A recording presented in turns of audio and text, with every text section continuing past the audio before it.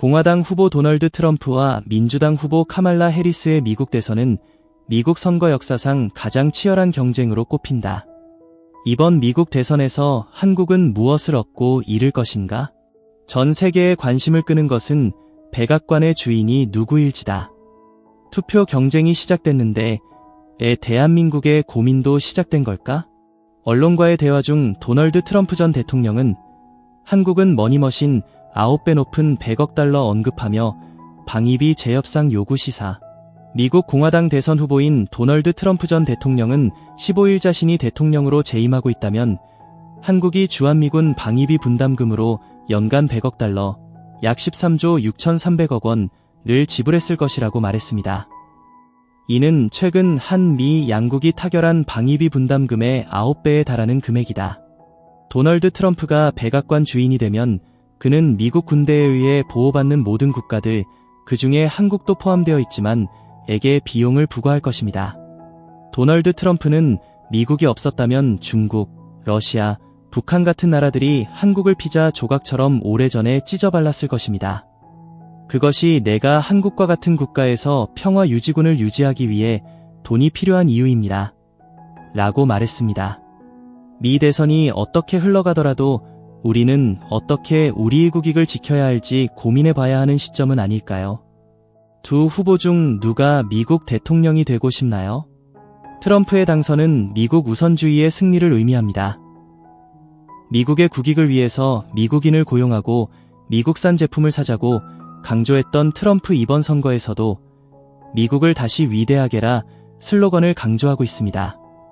그래서 트럼프는 보편 관세 모든 수입품의 10에서 20% 관세를 매기겠다고 공약을 내걸었는데요.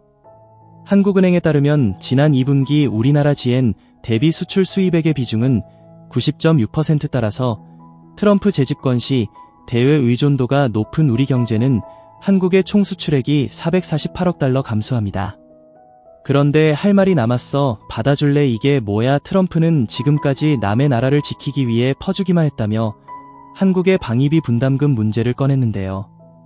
한국이 기다 한미양국은 한 달 전 분담금을 1조 5천억 원으로 이미 합의한 상태인데요. 1조 원은 기존 금액의 압에 가까운 액수입니다. 다시 합의하자 분담금도 안 내면 주한미군을 줄이거나 철수할 수도 있어 대한민국 국민의 불안감이 100% 상승했습니다. 그런데 해리스가 대통령이 된 미래도 궁금해. 최초의 흑인 여성 샌프란시스코 지방검사, 최초의 여성 캘리포니아주 법무부 장관, 최초의 흑인 여성 부통령. 해리스의 당선은 미국 역사상 최초의 여성 흑인 아시아계 대통령의 탄생을 의미합니다. 해리스 행정부는 상대적으로 변수가 적을 것이라는 게 전문가들의 중론입니다. 바이든 정부부터 민주당은 트럼프는 소중한 동맹국인 한국을 위협하고 있다. 우리는 항상 한국의 편에 설 것이라며 한국과 동맹 기조를 유지할 것을 강조했는데요. 예측 가능성이 100% 상승했습니다.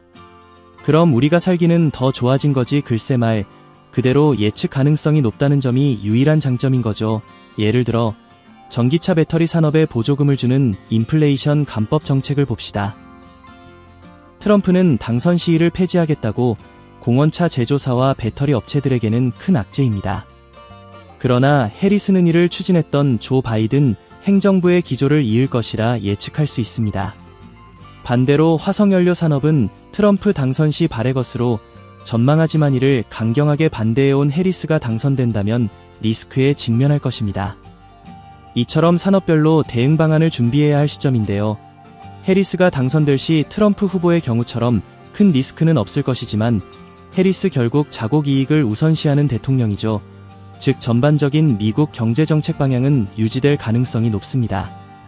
11월 미 대선에서 트럼프 전 대통령이 승리해 재집권할 경우 방위비 분담금 재협상 요구가 현실화할 것이라는 전망이 나온다. 트럼프 전 대통령은 주최 대담에서 내가 이번 선거에서 승리하다. 한국은 주한미군 주둔 비용으로 연간 100억 달러를 지출했을 것이라며 한국은 머니머신이라고 말했다. 한국이 부유한 나라이므로 방위비 분담금을 많이 부담해야 한다는 논리이자 현금 인출기처럼 자신이 한국에 원하는 돈을 요구할 수도 있다는 의미로 해석된다. 트럼프 전 대통령은 재임 시절 자신이 처음 연간 50억 달러의 방위비 분담금을 요구하자 한국은 미치려고 했다면서 일단 20억 달러로 인상하고 이듬해 다시 50억 달러를 요구하려 했다고 말했습니다.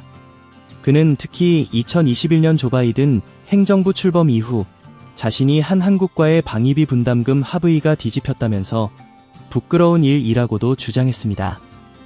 이날 트럼프 전 대통령의 발언을 두고 한국의 방위비 분담금 재협상을 요구할 가능성이 커졌다는 관측이 나온다. 조현동 주미대사도 지난 11일 워싱턴 주미대사관에서 우리와 달리 의회 비준 동의를 받지 않는 미국이 대통령 권한에 따라 그럴 가능성을 배제하지는 못한다고 말했습니다. 트럼프 전 대통령은 이날도 실제 28,500명 수준인 주한미군 규모를 4만 명이라고 말했다. 그는 지난 13일 인터뷰에서 나는 한국과 훌륭한 거래를 했다고 협상 성과를 과시하는 과정에서 나는 그들에게 4만 명의 병사가 거기에 있고 위험한 상황에 처해 있다고 했다고 말했습니다. 트럼프 전 대통령은 또한 한국을 머니머신으로 지칭하는 과정에서 자신이 재임 시절 한국산 트럭에 관세를 부과한 사실도 거론했습니다. 그는 나는 한국을 사랑하고 그들은 멋진 사람들이라며 나는 그들과 매우 잘 지냈는데 그들은 아무것도 내지 않았다고 말했습니다.